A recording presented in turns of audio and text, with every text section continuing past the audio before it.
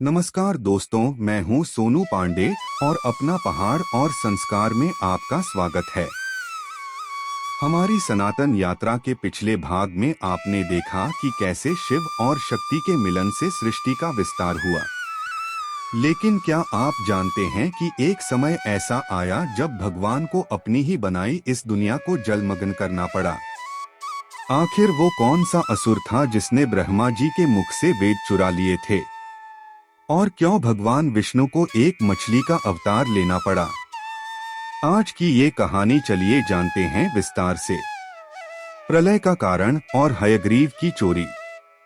दोस्तों, हमारे ग्रंथों के अनुसार जब ब्रह्मा जी का एक दिन समाप्त होता है तो उन्हें निद्रा आने लगती है। इसे ब्रह्मा प्रलय की शुरुआत कहा जाता है।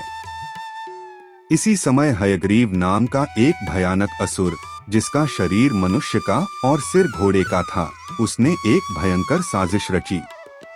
उसे वरदान था कि उसे उसके जैसा ही कोई मार सकता है।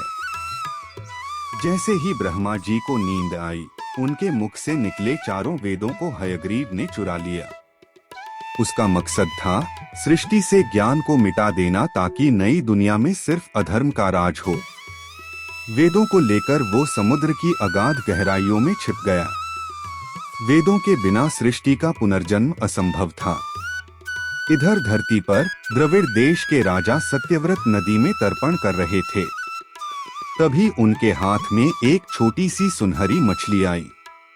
मछली ने कहा, राजन, मुझे बड़ी मछलियों से बचा लो। राजा ने उसे अपने कमंडल में रख लिया। लेकिन यहाँ से शुरू हुआ चमत्कार। वो मछली पल भर में कमंडल से बड़ी हो गई। राजा ने उसे मटके में डाला, फिर तालाब में और फिर विशाल नदी में। पर वो मछली हर जगह से पल भर में बड़ी हो जाती। अंत में जब राजा ने उसे समुद्र में छोड़ा तो उस मछली ने पूरे विशाल समुद्र को ही घेर लिया।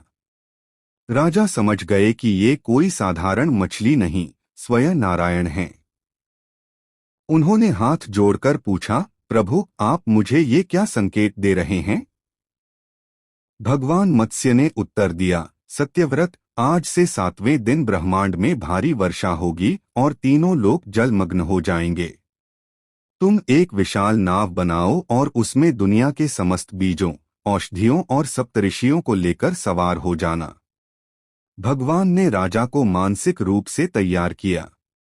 उन्होंने समझाया कि जैसे छोटा कमंडल इस मछली को नहीं संभाल पाया, वैसे ही संकुचित मन आने वाले ज्ञान को नहीं संभाल पाएगा।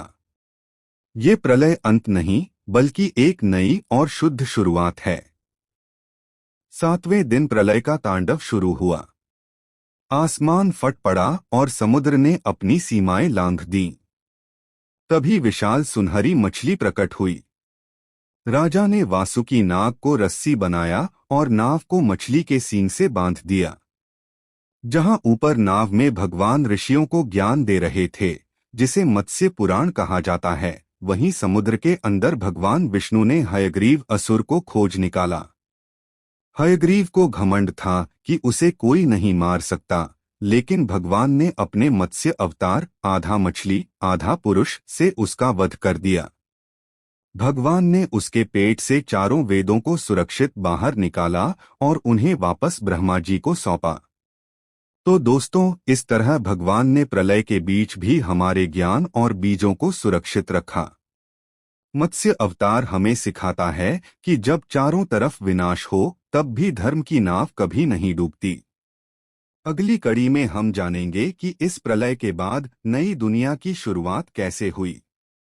अगर आपको यह कथा पसंद आई तो जय सनातन में कमेंट करें और अपना पहाड़ और संस्कार को सब्सक्राइब करना न भूलें। जय सनातन, जय श्री हरि।